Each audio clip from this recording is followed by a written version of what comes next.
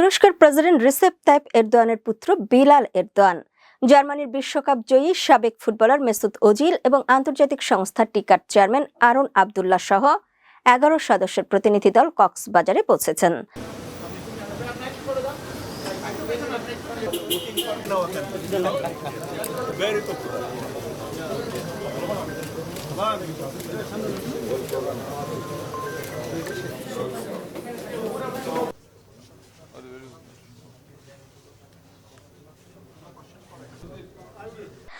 ফেব্রুয়ারি সকাল 10:30টার দিকে বাংলাদেশ সফরের দ্বিতীয় দিনে বিশেষ বিমানে চড়ে তারা কক্সবাজার বিমানবন্দরে পৌঁছান।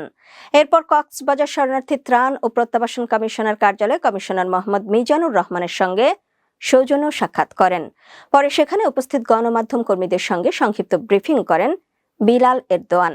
এ সময় তিনি বাংলাদেশে আশ্রয় নেওয়া রোহিঙ্গা শরণার্থীদের সম্মানজনক এবং মর্যাদাপূর্ণ প্রত্যাবাসনের কথা বলেন। We came here to Cox's Bazar to visit the Rohingya 8 years ago. This time around, we would like to emphasize the educational needs of the Rohingya people because they lack access to basic education for more than 40 years now. And repatriation is obviously very crucial. We want people to be able to go back to their homes, which is their humanitarian right, very basic right.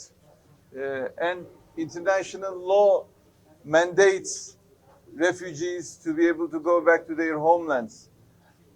But obviously for Rohingya people to have a future, inshallah, once they reach their homelands, they need to be educated, to know the language of the alphabet, the language of their country, to have a vocational ability to survive, to have a life, to have welfare. And recent years we see a reduction in the levels of support in general for Rohingya people, but specifically in the field of education, more needs to be done. That is why I hope we will today witness what is happening on the ground. Turkish Cooperation and Development Agency, TICA, has been supporting various efforts continuously since 2017. Turkish Diyanet Foundation has been supporting girls' education specifically in a very meaningful way. বলেন, তুরস্কের সরকার ও জনগণ রোহিঙ্গা শরণার্থীর পাশে থাকবে এবং তাদের মানবিক সহায়তা দিয়ে যাবে। পরে তারা সড়ক পথে কক্সবাজারে রোহিঙ্গা শরণার্থী শিবির দেখতে যান। এছাড়া ক্যাম্প 9-এ তুরস্কের ফিল্ড হাসপাতাল, ক্যাম্প 16-তে তুরস্কের সহযোগিতা ও সমন্বয় সংস্থার শিক্ষা সংস্কৃতি কেন্দ্র ঘুরে দেখেন।